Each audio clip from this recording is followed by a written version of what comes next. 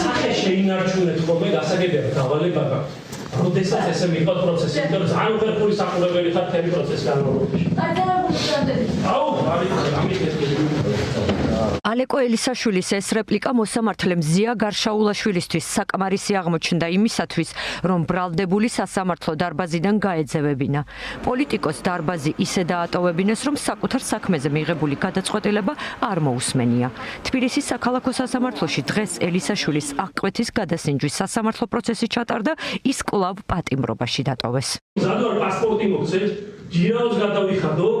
რა ვიცი, მოიფიქრეთ მექანიზმი რო და გარწმუნოთ და გამშვიდოთ რომ მე ასად არ გავიქცევი.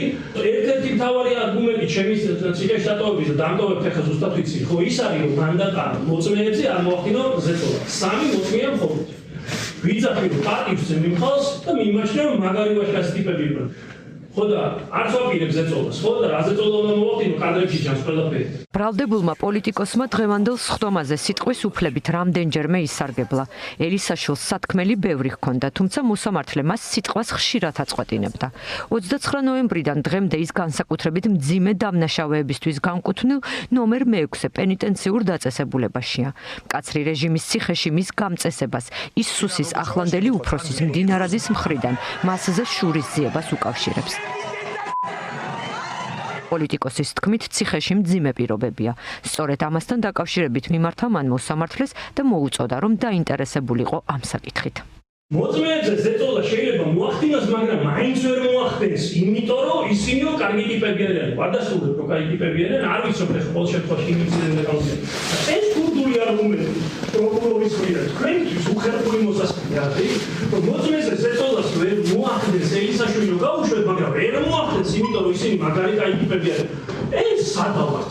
მე მაგას ვისმე რეშტაფია იფანჯარას, რა ეს ჩამოწევთ ხოლმე და ვლაპარაკობთ. სხვათა შორის მარტო მე მომწე შენიშნა იმ ციხეში მარტო მე იქ ლაპარაკის გამო ეგეც დაინტერესდით იმითაც დაინტერესდით იმ ციხეში რატო ვარ და რატო არ ვარ მაგალითად მე-12 ციხეში სამწუხაროდ და დანარჩენი პოლიტიკოსია გავაკეთე პარლამენტის წევრი ვიყავი საკრებულოს წევრი ვიყავი შეწყალების კომისიის და მდგომარე ვიყავი რა უნდა მეთქნა ცხოვრებაში ისეთი რომ მე-12-ში წავეყვანე და არა იმ კაცის ციხეში ვიცი რომ მამუკა მდინარაძე მყავს ერთი გულითადი მეგობარი რომლის პირადი დავალებითაც აბსოლუტურად ვარ დარწმუნებული წამიყვანეს იმ ციხეში თან დავალება მიიღო ციხის ადმინისტრაციამ რომ კიდევ უფრო მკაცრ პირობებში ყოფილიყო. ეხლა გეტყვით რა არის მკაცრი პირობები. ერთი თვის განმავლობაში არ მაძლევდნენ საშუალებას რომ ჭხიების საქმე იმექიდან. ბოდიში ამნათი იმისთვის. პლასმასის ტაშტი არის ძალიან მნიშვნელოვანი ნივთი საკანში, პატიმრისთვის. და მაგ უფლება აბსოლუტურად ერთი თვე პლასმასის ტაშტის ყიდვის უფლებას არ მაძლევდნენ. პროცესის დასრულებიდან რამდენიმე საათში სპეციალურმა პენიტენციურმა დაწესებულებამ განცხადება გაავრცელა. სპეციალური პენიტენციური სამსახური ეხმიანება ბრალდებულ ალეკო ელისაშვილის მიერ სასამართლოს სხდომაზე გაკეთებულ ცრუ და ცილისწამებლურ განცხადებას, რომელიც მიზნად ისახავს პენიტენციური სამსახურის საქმიანობის დისკრედიტაციას. სპეციალური პენიტენციური სამსახური კიდევ ერთხელ განმარტავს, რომ ალეკო ელისაშვილი ნომერ 6 პენიტენციურ დაწესებულებაში განთავსებულია კანონმდებლობის მოთხოვნათა სრული დაცვით და შეუფერხებლად სარგებლოს მისთვის მინიჭებული ყველა უფლებით. სპეციალური პენიტენციური სამსახური მოუწოდებს ყველა პირს თავი შეიკავონ მსგავსი ცილისწამებლური და ცრუ ინფორმაციების უნდა განიხილავდეს თუ არა ელისაშვილის საქმეს თბილისის საქალაქო სასამართლო.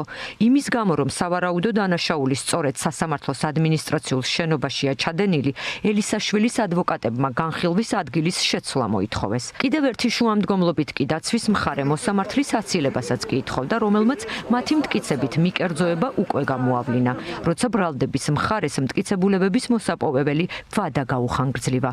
სასამართლო მიიღო ბრალდების მხარის არგუმენტები და პატიმრობა კვლავ დატოვა ძალაში. ტექნიკური პროცესუალური საკითხები იყო დაარღვეული შუამდგომლობის დაყენებისას და ასევე შინაარსობრივად, სამართლებრივად აღნიშნული პოზიცია იყო გაუმართავი. ჩვენი შეფასებით უმჯობესი იქნებოდა თუ იგივე სასამართლო არ განიხილავდა იმ საკითხებს, რომელიც განხილული უნდა იყოს გამოძიების სტადიაზე. ასევე კონკრეტულ მოსამართლესთან დაკავშირებით მის მიერ წინა დღეს მიღებული გადაწყვეტილება, როდესაც პროკურატურა პროკურატურას დამატებითი ვადა მიცა იმისათვის, რომ ტერაქტის მცდელობისათვის მტკიცებულებები მოეპოვებინათ, ისე რომ პროკურატურა შუამდგომლობდა, რომ არ ყოფნიდათ მათ ვადა, რაც განსაზღვრული იყო 22 იანვრამდე და ეს გადაწყვეტილება ყოველგვარი დასაბუთების გარეშე მიიღო მოსამართლემ. ბუნებრივია, ამან გააჩინა უკვე ეჭვი იმაში, რომ მოსამართლე იყო თუ არა მიუკერძოებელი. ელისაშვილის ტერორიზმში დადანაშაულებას პოლიტიკურ რევანშად მიიჩნევენ მისი თანაგუნდელებიც. ძლიერი საქართველოს წევრები ფიქრობენ, რომ სამართლიანი განხილვის პირობებში 29 ნოემბერს მომხდარი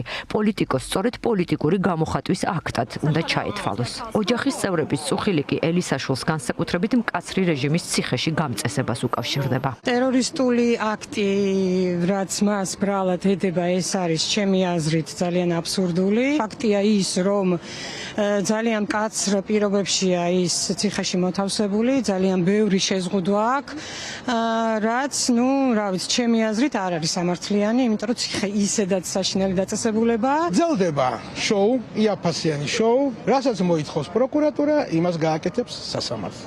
არავის არის მოლოდინი არ ქონდა, მაგრამ რატო უნდა იყოს ალეკო ელისაშვილი ამ შემთხვევაში ყველაზე კაც აღკვეთ ორგანიზების დაწესებულებაში მეს მართლა ვერ გავიქ. შემთთვის დიახაც ზუსტად რჩება ეს დამოკიდება, რომ პოლიტიკური მომენტია ძირითადად და არა ის, რაც უნდა იყოს. ალექსანდრე ელისაშვილს სახელმწიფო ტერორისტული აქტის ჩადენის მცდელობას ედავება.